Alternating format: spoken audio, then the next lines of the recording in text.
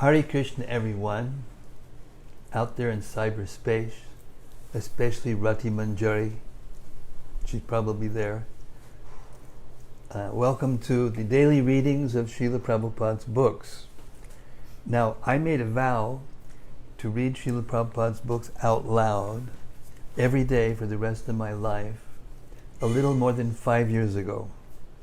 And I've been able to keep that vow by the grace of Srila Prabhupada for all those days, even when I was sick or in accident or whatever. So, but about a year ago, I thought it was about a year ago, we started live streaming the readings onto Facebook. I think I started not here, but I started in Folkestone, UK. And Rati Manjari was there. So she must have kept track. I don't keep track of these things, I just me, the way I don't keep track. But apparently she's kept track. So therefore you see this decoration. It doesn't mean I'm 1 year old. I'm a lot more than that year old. But apparently to the day, this is the day that we started the daily readings live streamed. Thank you very much for all of you for arranging this nice little sitting place and decorations and everything. I deeply appreciate it. Okay, enough of that. In these days of intense ignorance, passion in the world, when hate and violence and dissension, quarreling has absorbed the consciousness of so many people in the world, and insecurity, in fear, the only hope actually of Prabhupada's books. He told us this, and it was a little harder to understand when he first told us, because it was not long after he came, and things weren't as bad as they are now. Although to him, what he was seeing, we can't even imagine, when he came to the West. So, on this day, which is the first day of the first year of the beginning of the live stream readings, and recording of them, by the way, for posterity, which is a very nice service. I rededicate my life in front of all of my friends, loved ones here, that are here. And today there's 2 programs going on at the same time, so our usual attenders are doing other things. We've got 5 loyalists here to Prabhupada's books. And we thank them. And let's move on to Srila Sanatana Goswami's glorification of the Srimad-Bhagavatam, which was left in the world by Vyasadeva and brought into the world by Vyasadeva and left for humanity in the manifest state by Shukadeva Goswami when he first spoke it, just after Krishna had left the world. Krishna came here about 5,000 years ago and stayed for 125 years. And then he left. And then by his arrangement, Maharaj Parikshit was cursed by a Brahmin boy out of ignorance and accepted the curse, sat down on the bank of the Ganges to fast until death. And all these personalities from all over the universe came. Even Lord Shiva and Brahma and Narada Muni and all the great liberated souls came, and he was asking them what to do at the time of death, because he was going to leave, and he knew he was going to leave in 7 days. And they didn't all agree. There was not a consensus. There was not a unity of advice. And just as it came to that point, Shukadev Goswami walked onto the scene, naked, 16-year-old, developed young man. And he was Vyasadev's son. And he had heard the entire 18,000 slokas of the Srimad-Bhagavatam from Vyasadeva. And when everyone saw him, just by seeing him, even though he was walking around disheveled, and he wasn't clean, and he was naked, and he looked like an avaduta. In India we have avadutas. Here you don't see very many. Well, maybe you do, but they don't look the same. Anyway, and everyone, except for Vyasadeva and Brahma. Anyway, there was just very few. Hare Krishna, Mataji, Haribo, how nice to see you. They all bowed down just by seeing him. Even though there were ancient sages and people, here was a 16-year-old boy, and everyone could see, here was the person who knew. And they gave him the seat.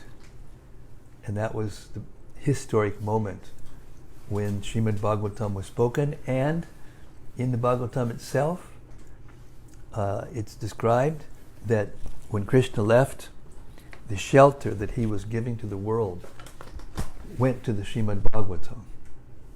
So this is where the shelter is from all the chaos that's going on in the world today. So we invite the whole world to come and hear the Srimad-Bhagavatam every day. And I've purposefully, although I sometimes make comments and answer questions when they come, I'm more attached to hearing directly from Srila Prabhupada and putting him out there. That's my goal.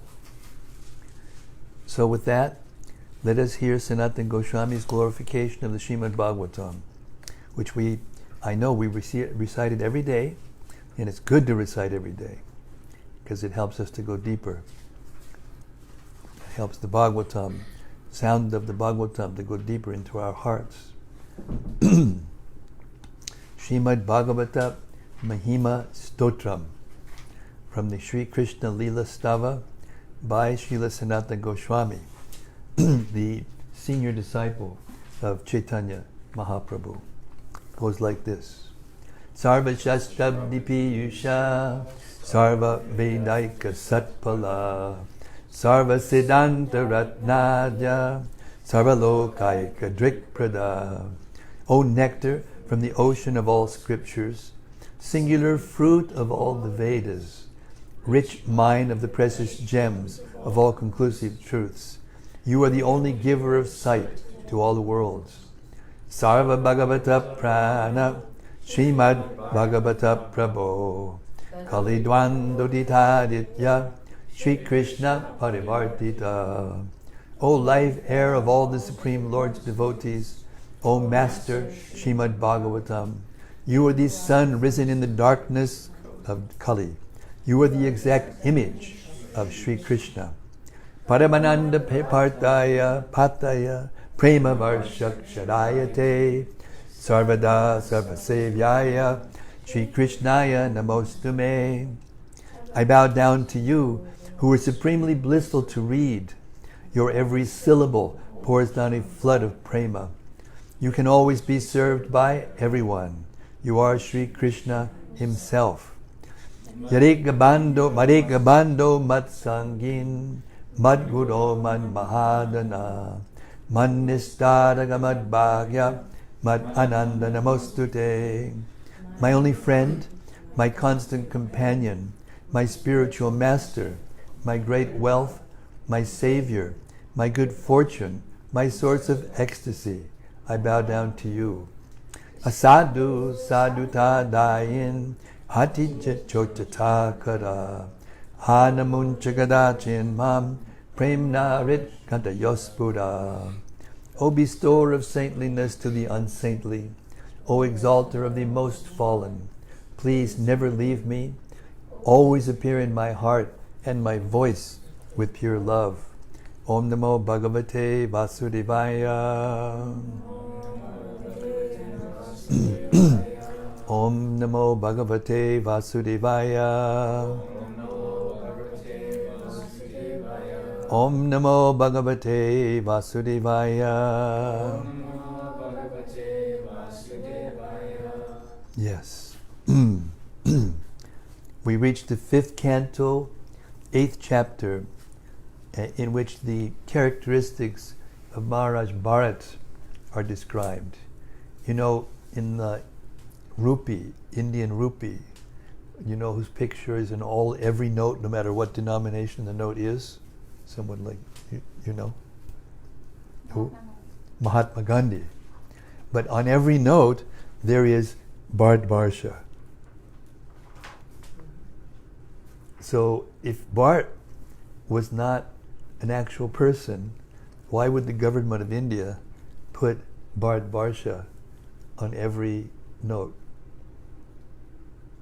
Think. They think that the Vedas are just myth. These things didn't happen. But did happen. This is a history of the universe. And Maharaj Bharata was the son of Rishabhadev, an incarnation of Krishna. And before, there was another name for the earth. But after Bharat became the king of the earth, then it became Bharatvarsha. And it's been known as Bharatvarsha ever since in India. Little note there. Okay, so now we're hearing the characteristics of Bharat Maharaj. Chapter 8, 5th canto, beginning with text 10. Even though one is in the renounced order, one who is advanced certainly feels compassion for suffering living entities. One should certainly neglect his own personal interests, although they may be very important, to protect one who has surrendered. Purport. Maya is very strong in the name of philanthropy, altruism, and communism. I think I read this. Huh? Yeah. I think I did. Anyway, it's pretty good. We'll read it again. People are feeling compassion for suffering humanity throughout the world. Philanthropists and altruists do not realize that it is impossible to improve people's material conditions. Material conditions are already established by the superior administration according to one's karma. They cannot be changed. The only benefit we can render to suffering beings is to try to raise them to spiritual consciousness. Material comforts cannot be increased or decreased.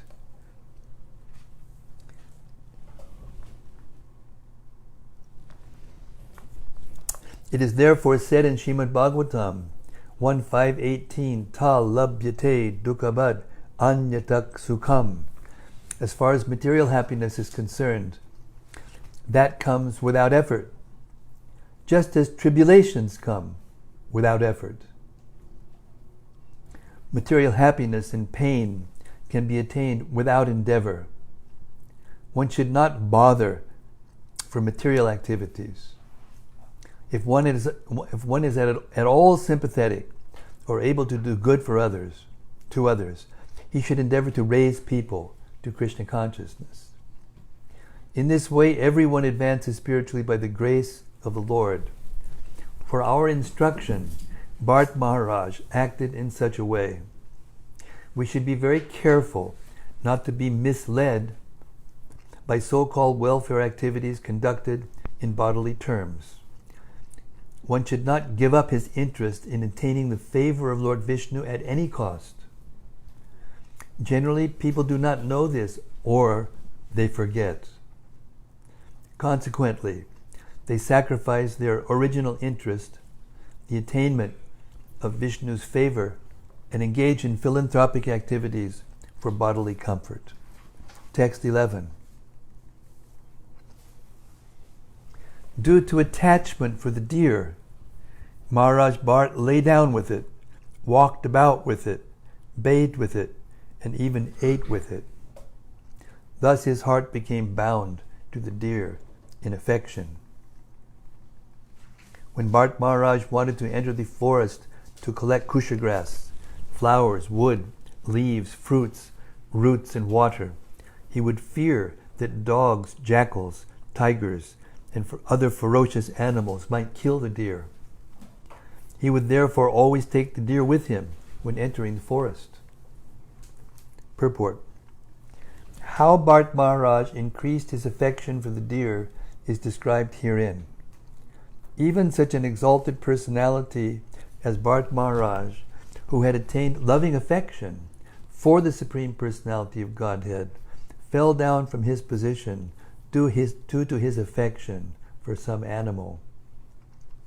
Consequently, as will be seen, he had to accept the body of a deer in his next life.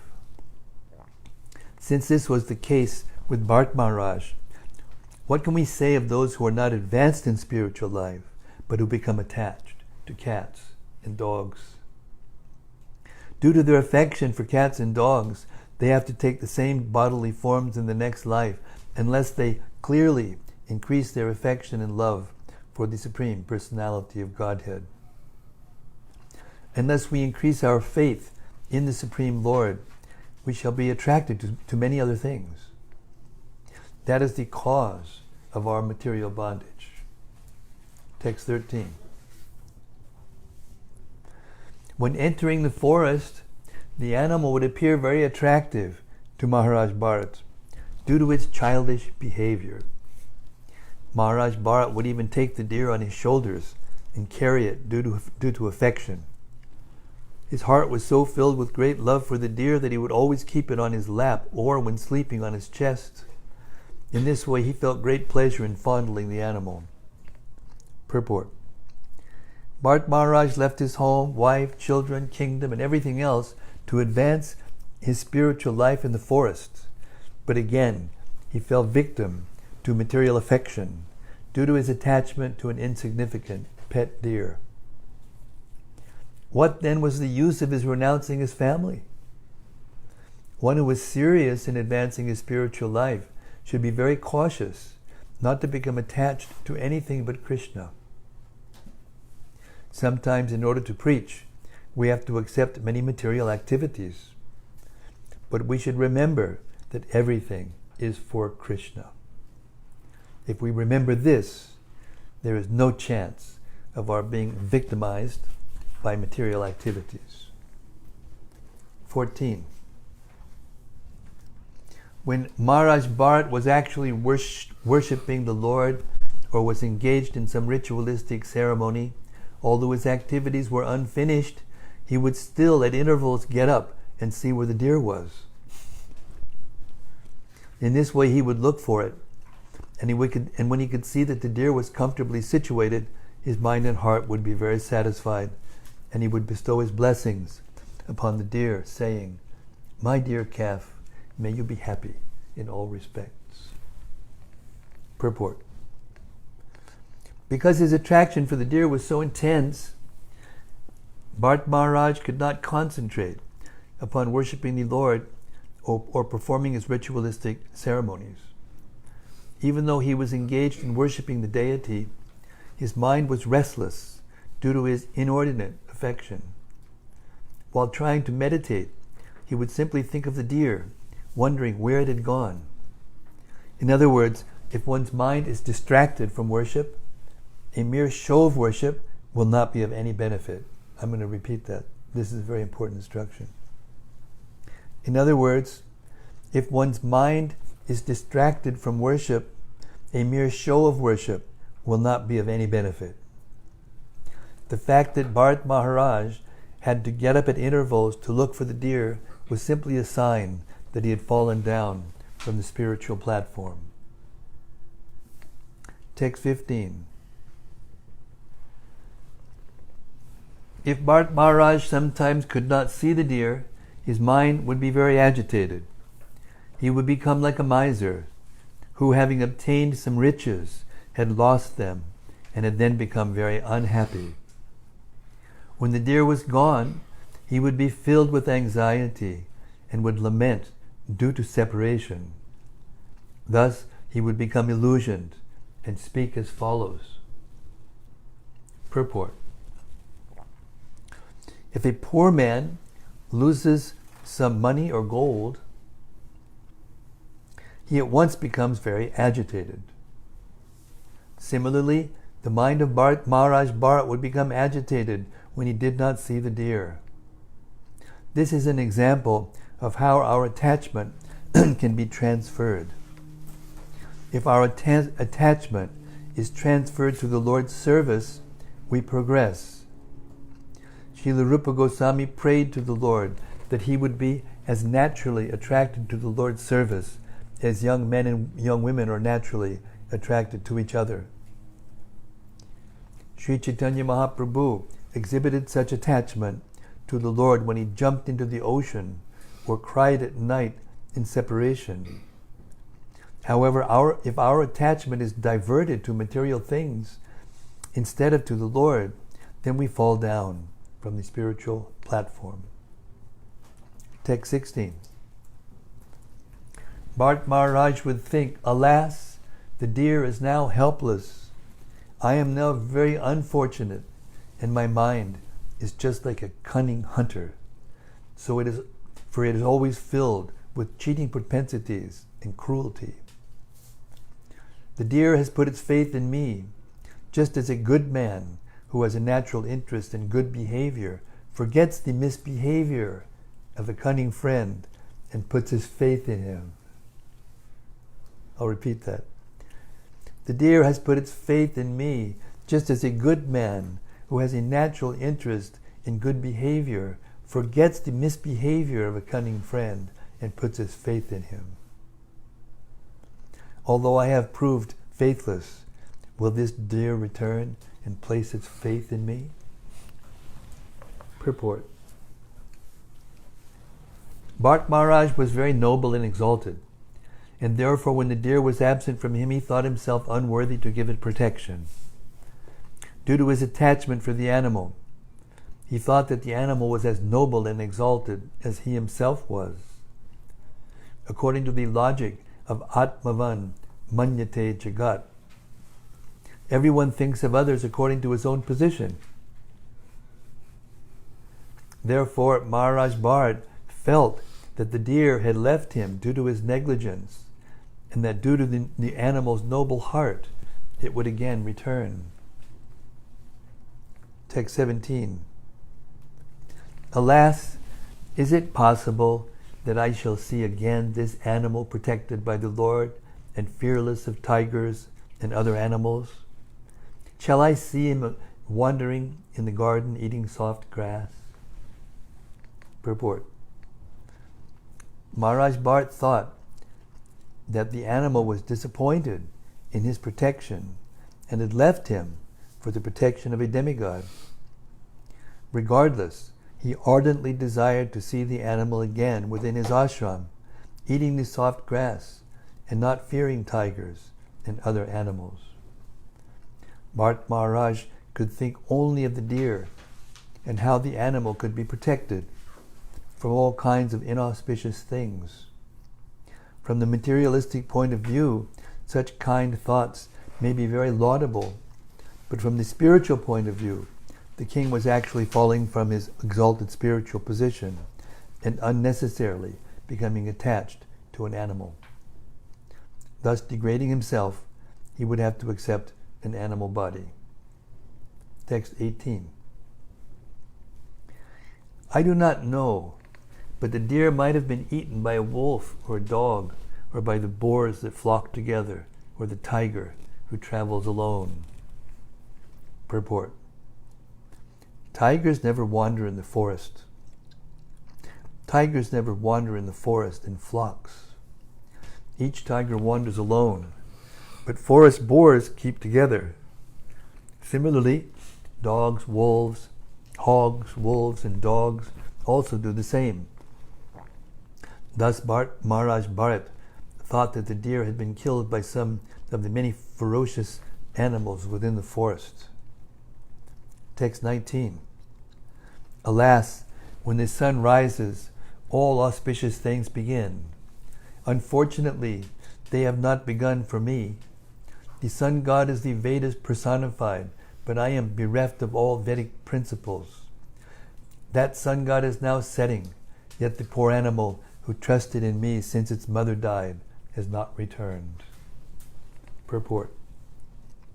In the Brahma Samhita 552, the sun is described as the eye of the Supreme Personality of Godhead. Yach chakshure sasavitat sakala grahanam raja samasta sudamurti rasheshate jaha yas yag yaya brahmati sambrita chakala chakro govindamadi purusham tamaham bhajami. As the sun arises, one should chant the Vedic mantra beginning with the Gayatri. The sun is the symbolic representation of the eyes of the Supreme Lord. Maharaj Bharata lamented that although the sun was going to set, due to the poor animal's absence, he could not find anything auspicious. Bharata Maharaj considered himself most unfortunate, for due to the animal's absence, there was nothing auspicious for him in the presence of the sun. Text 20.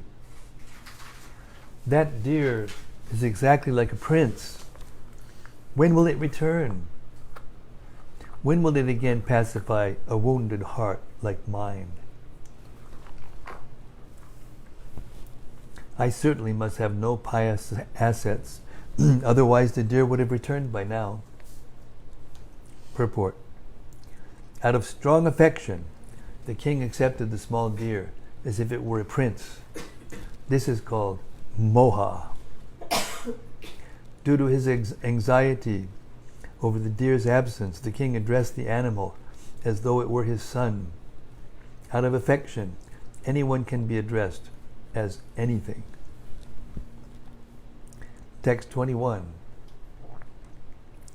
Alas, the small deer, while playing with me and seeing me feigning meditation with closed eyes, would circumambulate me due to anger arising from love, and it would fearfully touch me with the points of its soft horns, which felt like drops of water. Purport. Now King Bharata considers his meditation false. While engaged in meditation, he was actually thinking of his deer, and he would feel great pleasure when the animal pricked him with the points of its horns. Feigning meditation, the king would actually think of the animal, and this was but a sign of his downfall. Text 22. When I placed all the sacrificial ingredients on the kusha grass, the deer, when playing, would touch the grass with its teeth and thus pollute it. When I chastised the deer by pushing it away, it would immediately become fearful and sit down motionless, exactly like the son of a saintly person. Thus, it would stop its play. Purport. Bharata Maharaj was constantly thinking of the activities of the deer, forgetting all that such meditation and diversion of attention was killing his progress in spiritual achievement. 23. After speaking like a madman in this way, Maharaj Bharata got up and went outside.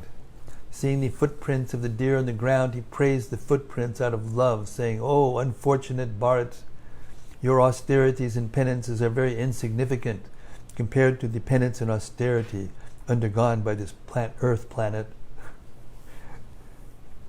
Due to the earth's severe penances, the footprints of this deer, which are small, beautiful, most auspicious and soft, are imprinted on the surface of this fortunate planet. This series of footprints show a person like me, who am bereaved due to loss of the deer, how the animal has passed through the forest, and how I can regain my lost wealth. By these footprints, this land has become a proper place for brahmanas who desire heavenly planets or liberation to execute sacrifices to the demigods. Purport.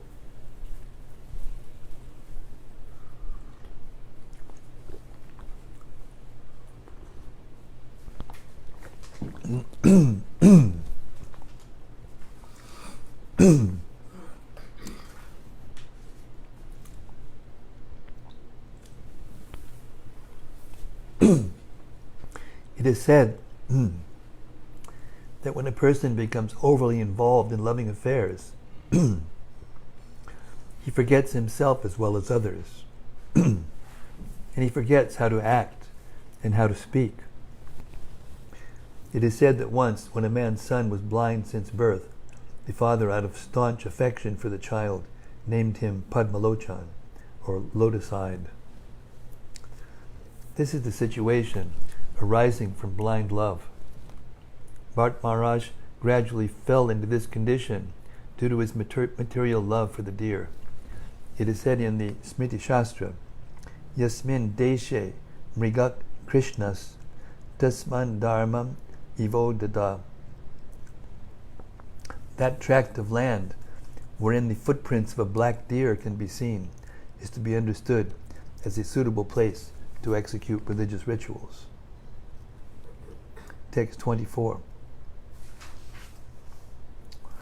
Maharaj Bharata continued to speak like a madman, seeing above his head the dark marks of the rising moon, which resembled a deer. He said, "Can it be that the moon, who was so kind to an unhappy man, might also be kind upon my deer, knowing that it has strayed from home and has become motherless? This moon has given the deer shelter near itself, just to protect it from the fearful attacks of a lion." 25. After perceiving the moonshine, Maharaj Bharata continued speaking like a crazy person. He said, "The deer's son was so submissive and dear to me that due to its separation, I am feeling separation from my own son. Due to the burning fever of this separation, I am suffering as if inflamed by a forest fire. My heart, which is like the lily of the land, is now burning. Seeing me so distressed, the moon is certainly splashing its shining nectar upon me, just as a friend throws water on another friend who has a high fever. In this way, the moon is bringing me happiness." Purport. According to Ayurvedic treatment, it is said that if one has a high fever, someone should splash him with the water after gargling this water.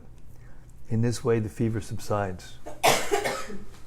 Although Bharata Maharaj was very aggrieved due to the separation of his so-called son, the deer, he thought that the moon was splashing gargled water on him from its mouth, and that this water would subdue his high fever, which was raging due to separation from the deer.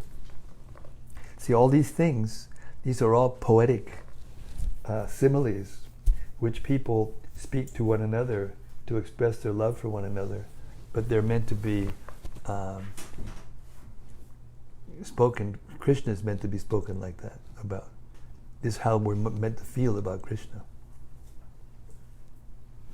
If you transfer these feelings that we have for some mundane relationship or person, or even affection for an animal, and we, transfer those feelings to Krishna, and then learn to express them like this to Krishna, then you can achieve pure love of God.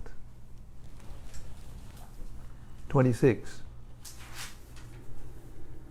Sanatana Goswami in his Brihad Bhagavatamrita uses Bharata Maharaj as an example of a person who purposefully did this wrong thing to teach us what not to do. And when you read this section, you can understand how that could be true. That these are very exalted things that he's saying about this deer, and you can't imagine a person of that nobility and that level of spiritual attainment to actually think like this about a deer.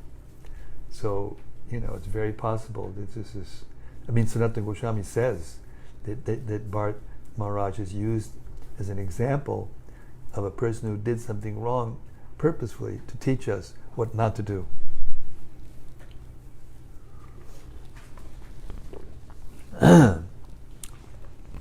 Text 26. Shukadeva Goswami continued, "My dear king, in this way Bharat Maharaj was overwhelmed by an uncontrollable desire which was manifest in the form of the deer. Due to the fruitive results of his past deeds, he fell down from mystic yoga, austerity, and worship of the Supreme Personality of Godhead. If it were not due to his past fruitive activity, how could he have been attracted to the deer after giving up the association of his own son and family, considering them stumbling blocks on the path of spiritual life? How could he show such uncontrollable affection for a deer? This was definitely due to his past karma. The king was so engrossed in petting and maintaining the deer that he fell down from his spiritual activities.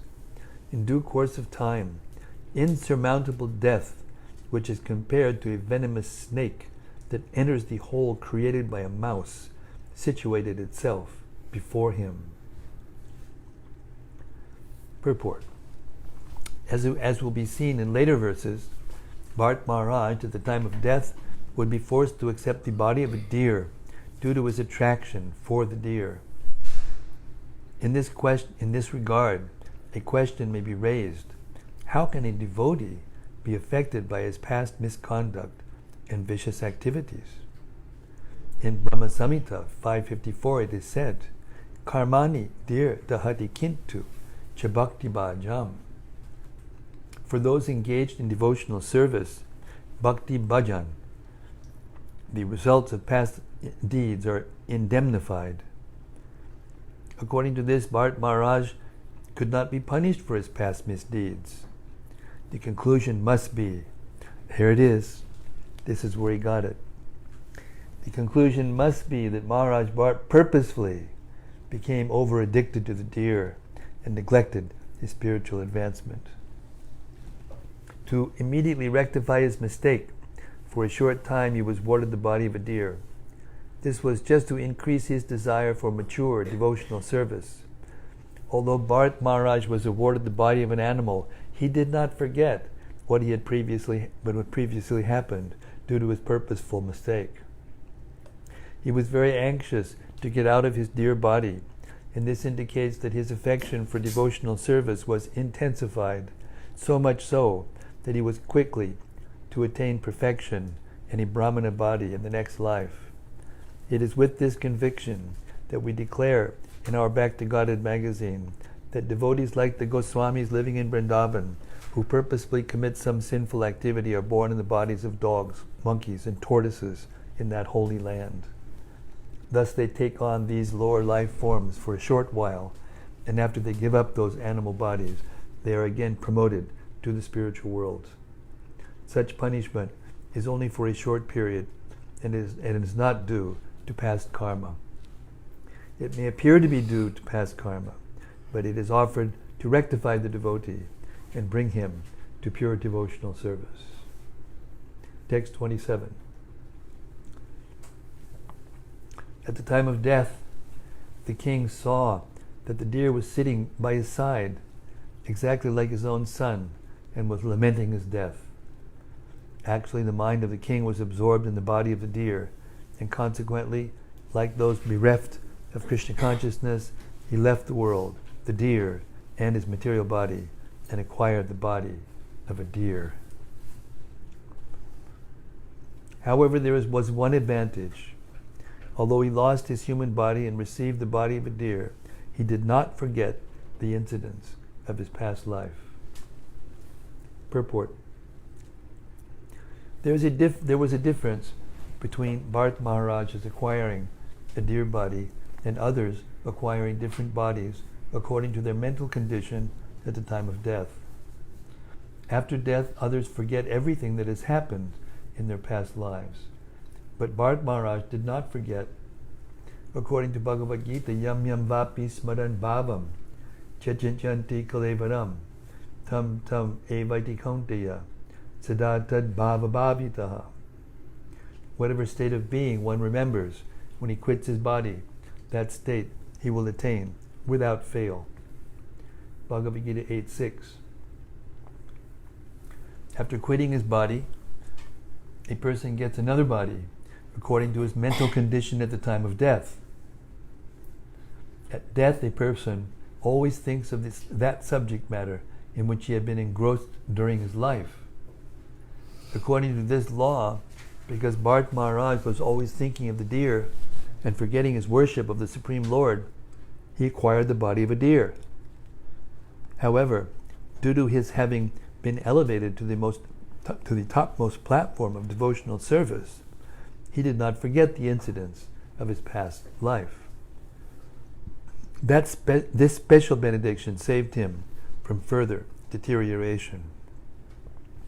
Due to his past activities in devotional service, he became determined to finish his devotional service, even in the body of a deer. It is therefore said in this verse, Mritam, although he had died, Anu, afterwards, Namrita, Janmanusmritir, Itaravat. He did not forget the incidents. He did not forget the incidents of his past life as others forget them. As stated in Brahma Samhita, Karmani nir dahati kintu chabakti bhajam. Brahma Samhita 5:44. It is proved herein that due to the grace of the Supreme Lord, a devotee is never vanquished. Due to his willful neglect of devotional service, a devotee may be punished for a short time, but he again revives his devotional service and returns home, back to Godhead. Hare Krishna. Srila Prabhupada ki jai. Text 28. Although in the body of a deer, Bharata Maharaj, due to his rigid devotional service in his past life, could understand the cause of his birth in that body.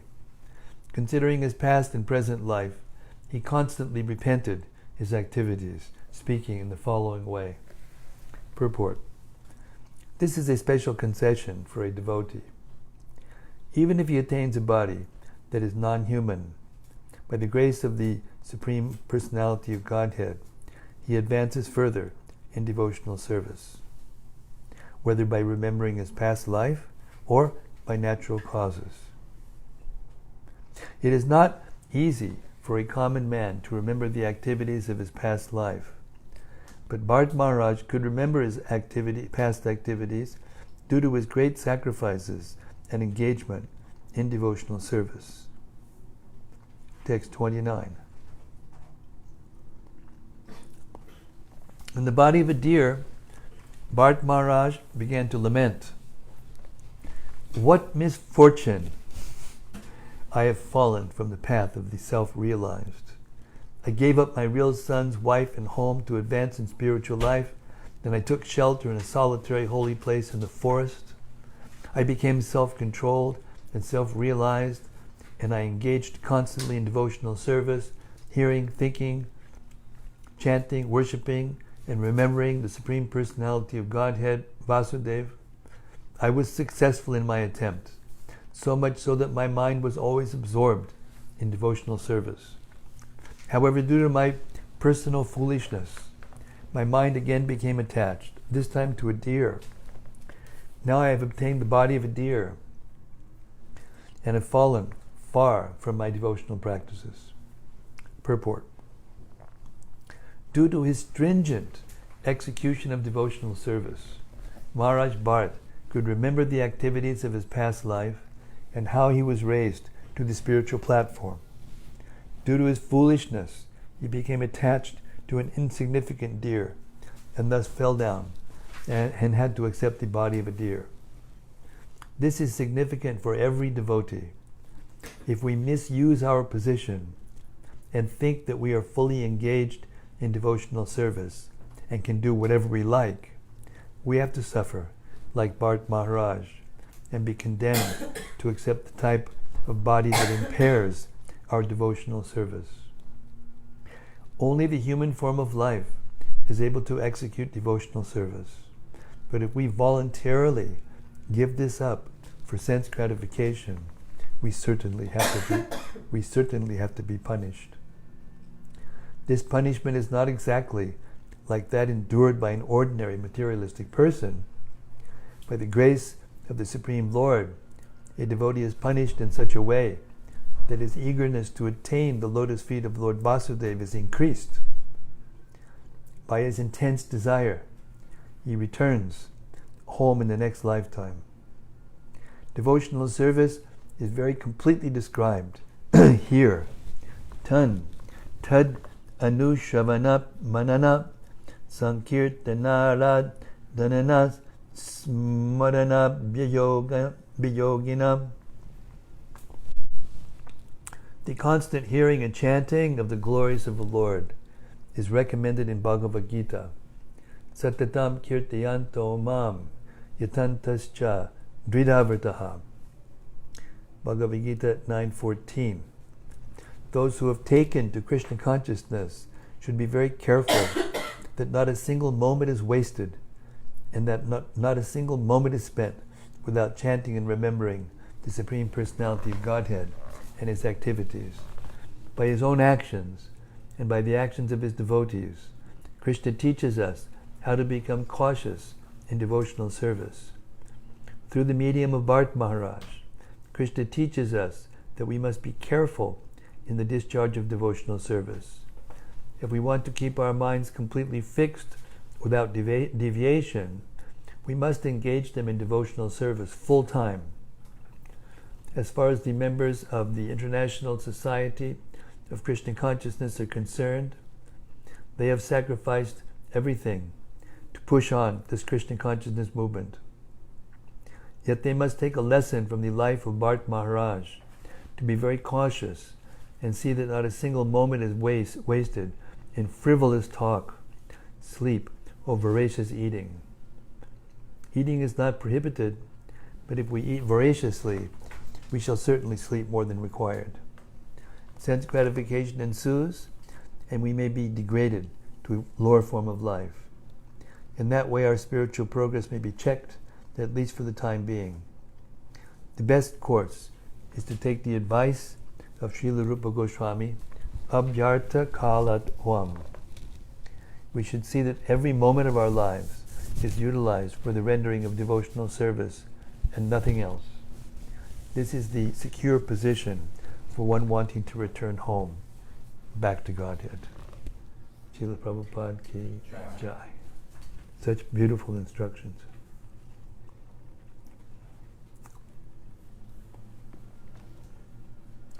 So we'll stop here in reading.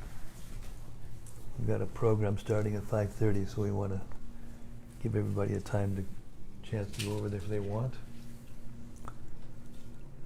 So now we come to our open mic part of our daily readings. Any point that came out in the readings that we want to reflect upon or discuss further or inquire about, please be our guest. Yes, Pranita Karuna.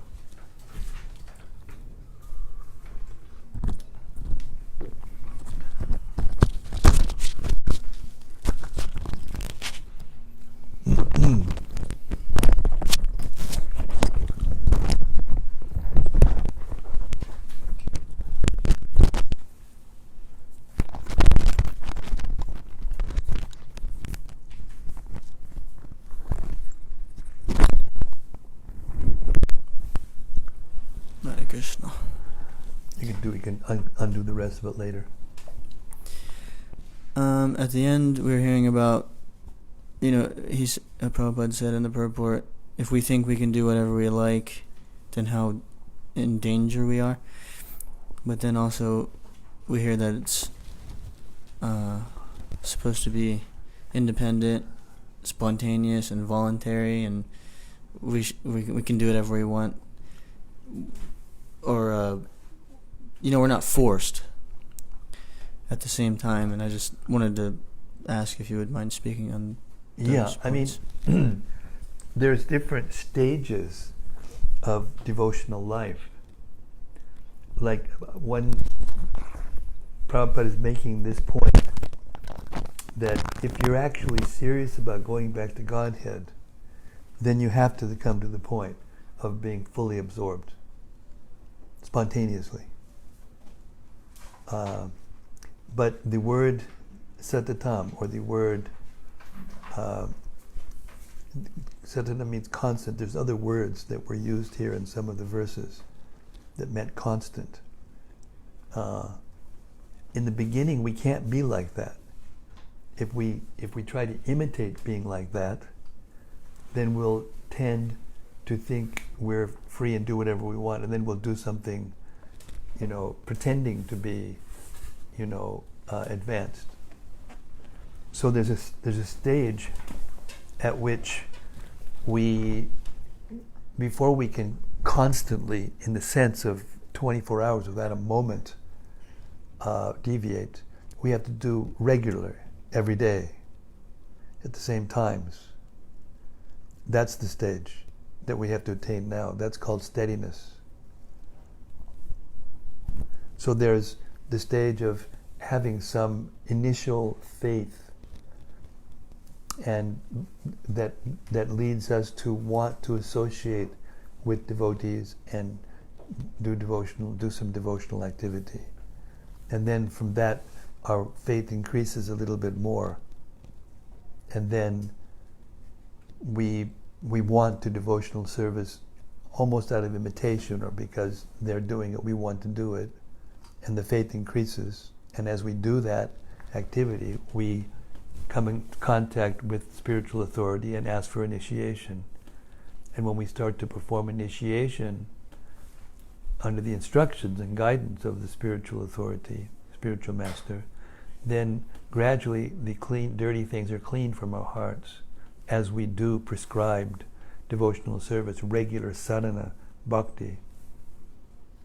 And then that regulated service, meaning we do the same things at the same time every day, the faith increases more, because what that faith is actually love for Krishna from the very beginning, but it's just covered. It's like a light that's covered by different layers of cellophane, wrapping that has darker and darker colors. You can't hardly see the light if it's got the black thing on the end, or dark blue, and then the different colors in the spectrum. And then as you peel away those layers of cellophane with the colors, it gradually comes to the original color of the light, and then it becomes bright and clear. And so the pastime is meant to,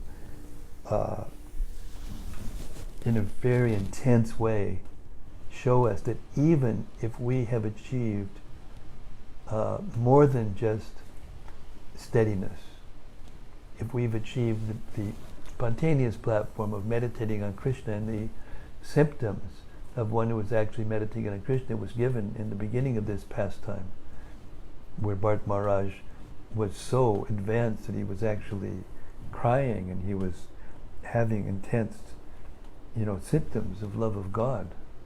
At least bhava, if not love of God, at least bhava. Our acharyas, they confirmed that he had at least achieved that state. That's after faith. It's after association, sadhu sangha. It's after bhajana kriya, doing devotional service under the instructions of the spiritual master. After nishta, after an art of nivritti, and then after nishta, when we become fixed, when most of our anarthas are gone, and we become fixed in our and then we get taste, ruchi, and then asakti, we get emotional feelings when we do devotional service, which propels us further. And that's the stage just before love of God. And that's the stage that Bharata Maharaj has attained.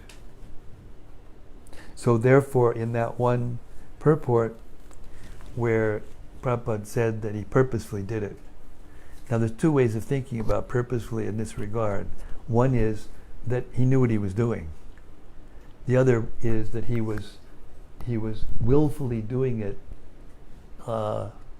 in order to forget his devotional practice. But he wasn't like that. He did something purposeful that caused him to go away from that platform to show us what not to do, how careful we have to become, even if you're advanced.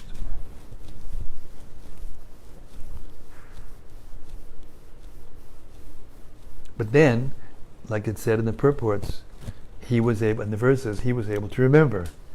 So that means it wasn't an ordinary forgetfulness. It wasn't an ordinary forced circumstance. It was arranged for him to show exactly what to do. And then he came out as Bharata, and we will read those pastimes afterwards. Such a wonderful personality, Bharata.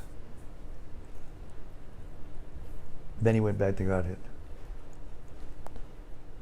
So we're thinking, oh, it's a big deal. How could that happen? A whole lifetime. Hey, it's Robert. Hey, it's Chase. Who's chasing who here? Is Robert chasing Chase or Chase chasing Robert? I know which one is what. I remember. So good to see you. Good to see you as well. Yeah, we just had a very intense reading where we heard about a great king who was the son of an incarnation of God, who became very advanced in devotional life and spiritual life, and finally ended up going to the forest and becoming free from all material entanglement. And then somehow or other, by providence, or there's different ways of looking at it, but he became attached to a deer because this deer was, the mother deer was by a river, and a lion roared. You know, lions are very heavy dudes. When they roar, it's like terrifying. Can be, is. What to speak if you're of a little animal? Could be his lunch, you know. And so the deer was terrified and jumped. And as she jumped, she was pregnant, and her baby fell out right into the river. And then Bharata Maharaj saw that, and he went out of compassion, because as a person becomes spiritually advanced, they become compassionate. Naturally, we're compassionate for all living beings. If we see anybody suffering, we feel something, we want to help, you know. So we took the deer in, and you could see that there was no parent. The deer was just helpless. We took it, sheltered it, took care of it, raised it actually. And in the process of doing that, he became attached to the deer. But he became so attached to the deer that he became forgetful of his spiritual practices. It started to distract him from his spiritual practices. So this is a very strong lesson. Srimad-Bhagavatam is a huge lesson for us. All kinds of different situations that we can get ourselves into the material world to show us what to do and what not to do. Every syllable of this book is pure and meant to take us to the stage of full absorption in love of God. So we don't have to come back here again by force. But Bharata did it purposefully in another sense, that he wanted to show what not to do. He was actually a great soul. The planet was named Bharata after the reign of Bharata Maharaj as the king of this planet. There used to be a king of the planet. Now we have all these presidents, you know, vying for, you know, competing with one another. But before there was one, they called Samaraj, or emperor. So Bharat was like that. And India, and the whole planet was once called India, or not India, but Bharata. And to this day, just to show you that these are historical events. These are historical personalities. You know, sometimes the academic scholars studying Indian history, and they come to these stories, and they just pass them off as being mythology. Didn't really happen. These people didn't really exist. But if you go to India, you'll see that on every note, the money, every note, there's a picture of Gandhi, because he's like the father of India, because it gave him independence, supposedly. Sometimes another personality was given the credit. But anyway, from a military point of view, Chandra Bose. Anyway, so, but now on those same bills, there is Bharat Barsha. And on the State Bank of India also, in their motto, it's Bharat Barsha. So if this wasn't a historical personality, why should a government as heavy as India put that on the bill? Just like in America, they put, "In God We Trust." That means when they first started this country, people were God conscious. Now it's, a lot of people are God conscious, but a lot of people it's questionable. And therefore we're in trouble, actually. So then finally, Bharat Maharaj got so attached that he started to practically make prayers to this deer, just like you would make prayers to the Supreme Lord, and it was like he transferred his love from, the Lord to the deer rather than the deer to the Lord. And therefore, when he left his body, he had to take a body of a deer, because that's the science. That's what happens. According to our mentality, we look and we act a certain way. Even in this life, we go through different changes from one body to another in this life, and according to our mentality, we look different, and we have different things we like. When we were kids, we like to do different things than what we do now, etc. So when you're an old man, you can't just jump around and get on the surfboard and and do all, stuff, jump, dunk a basketball, all these things, you can do when you're young. You can't do any of these things. So according to the body and the mentality, then we change our activities and we change our. So when we leave the body, according to the mentality we've achieved at that moment, that's where our mind takes us. Same process as during this life.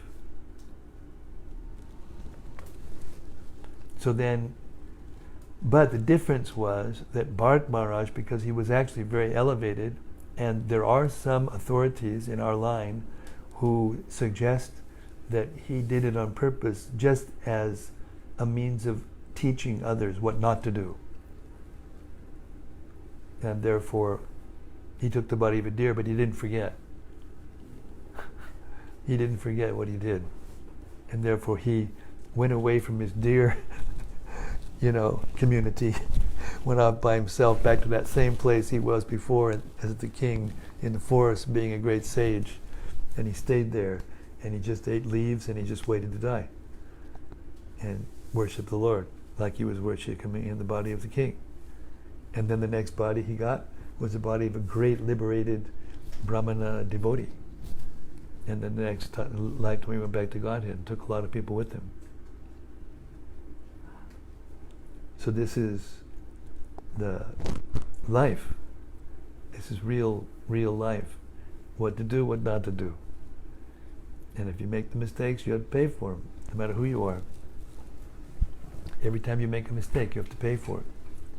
If you want to be a Lord Brahma, go through 100 lifetimes without making one mistake, then you can become Lord Brahma, the first living being in the universe, the manager, the engineer of the universe, help, organize the whole thing. Very exalted position. We can't even imagine. You have it in that position, but you have to go through 100 lives without making one mistake.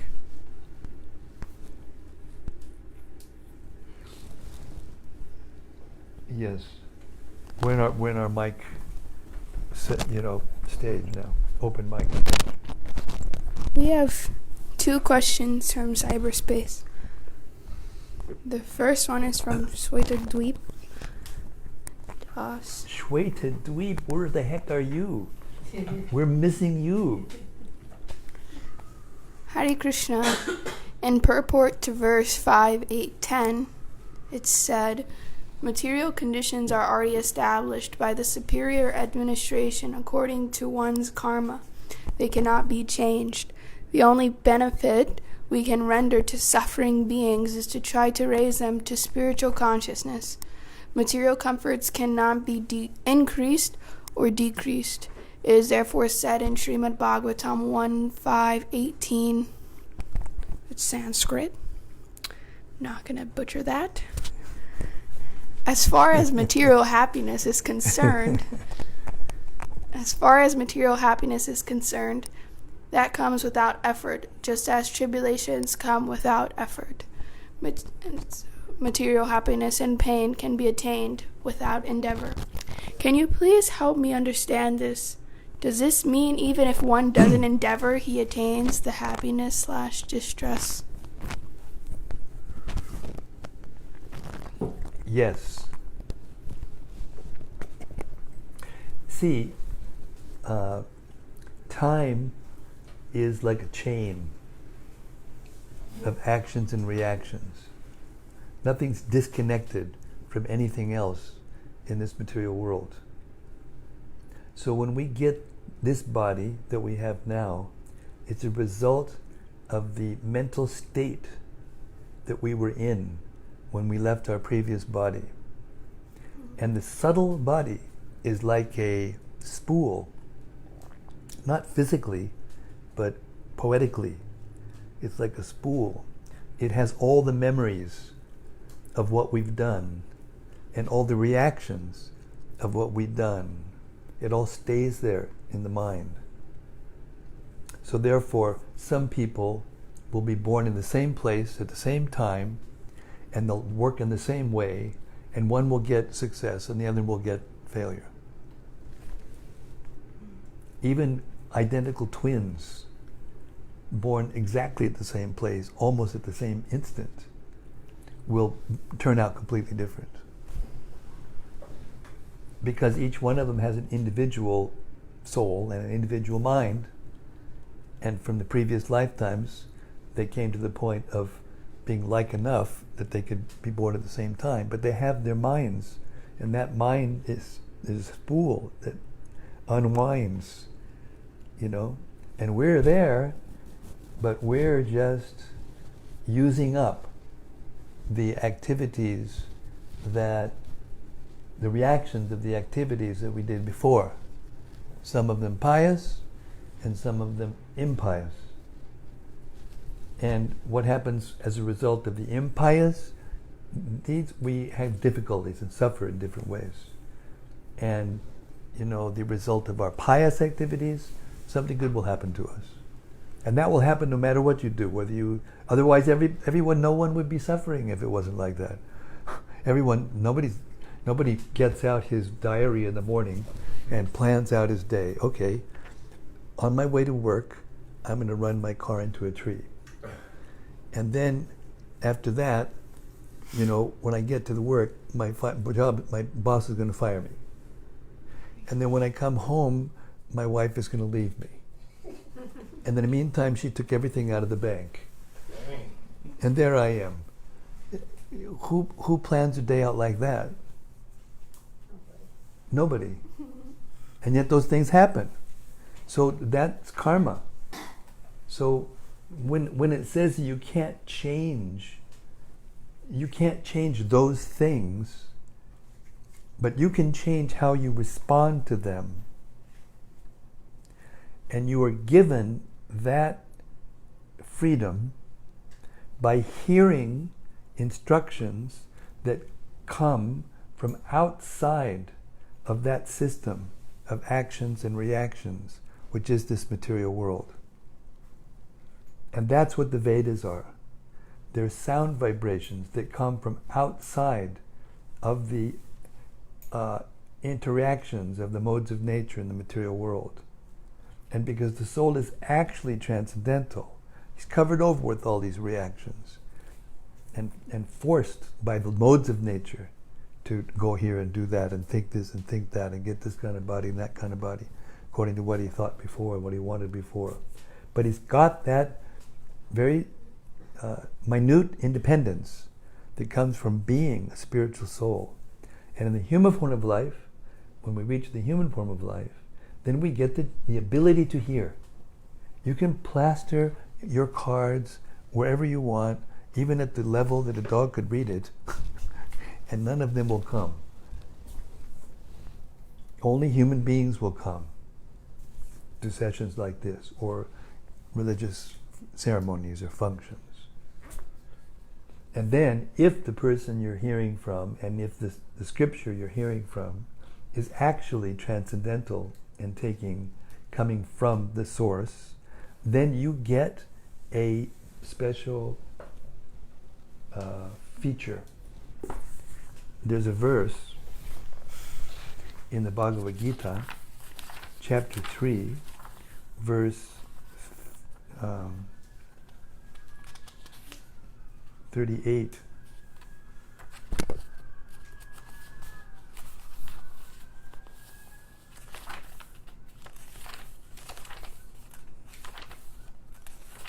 Two verses, actually.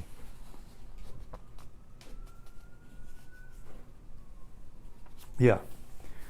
27. Prakriti kriyamanani gunai karmani sarvashaha ahankara vimudatma kartaham iti manyate. The spirit soul, bewildered by the influence of false ego, thinks himself the doer of activities that are in actuality carried out by the three modes of material nature. Then the next verse, Tat vabittu mahabaho guna karma vibhagayoho guna guneshu vartanta iti matmana sajjate. One who is in knowledge of the absolute truth, O mighty armed, does not engage himself in the senses and sense gratification, knowing well the differences between work in devotion and work for fruitive results. So this is knowledge. That knowledge comes from outside of the actions and reactions of material nature, and therefore gives us knowledge that gives us discrimination, how to tell what is right spiritually and wrong spiritually. That's what Scripture is for. Right? And depending on the elevation of the Scripture can be of three kinds. It can be tinged by ignorance, passion, or goodness. But transcendental knowledge, transcendental Scripture, gives us transcendental knowledge, which gives us the ability to see the difference between fruitive work and devotional service, and then we choose devotional service. And with that choice, you become free. In that way, you can express your freedom in practical terms, in activity. And then when you become fixed in that spiritual conception and spiritual activity constantly, without deviation, then you go back to the spiritual world. Then when you leave your body, in that mentality, in that consciousness, then you go back to the spiritual world.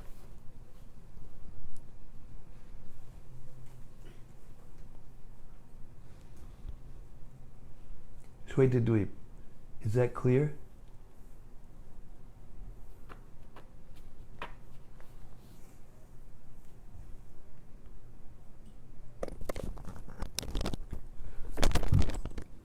Must have been. Maybe he's on it. Maybe he fell off his chair in ecstasy or something.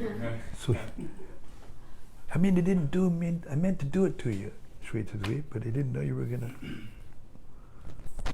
Yes, thank you, Maharaj. Okay. Okay. Rati Manjari. Hey, Rati. Thanks for the balloons. Dear Srila Guru Maharaj, please accept my humble obeisances. I have heard in the past that the mistake Bharata Maharaj made is that he did not consult his guru to check whether his attachment to the deer was appropriate, and that is the reason why he deviated. Would you consider this understanding correct, and would you like to elaborate on it? I don't have to consider it whether it's correct or not. It is correct. It's coming from Vishwanath Chakrabarti Thakur. And you'll find it in other places in Srila Prabhupada's purports also, because Srila Prabhupada was so loyal to the previous acharyas. So yes, it is correct. He didn't have a spiritual master, therefore he wasn't. He also wasn't in the association of Vaishnavas, is another way to look at it. Guru, Sadhu, and Shastra. These are our reference points. If we don't know about something, if we don't know what to do, if we're confused, then we have to consult Guru, Sadhu, and Shastra. But the basic knowledge is coming from Shastra, because the Guru is the teacher of Shastra, and the Sadhu are the followers of Shastra. Now sometimes there are apparent differences in opinions of different events and why they happen, etc., in the scriptures. But that is due to either the pastime having occurred in a different age or a different time, or the person looking at it having a different relationship with Krishna. You know, like when you're a little kid, you know, you'll come into the room and you'll see all of us sitting here, and there's this bald-headed, saffron-clothed person piping off about something. And he just comes in and says, "Is Mommy here?" And he can't think, "Oh, this is interesting. Maybe there's something in it for me. Maybe I could sit down and learn something," because he's in a different relationship. He's a different body in a different relationship, you know? And therefore sometimes people with different relationships or different levels of consciousness will look at the same event and see it differently. So sometimes there will be something in the scriptures that will look at the same event and say something a little differently from one authority to another, but it's not a serious difference. It's not whether it's right or wrong, it's just a different angle according to the relationship that they have with Krishna.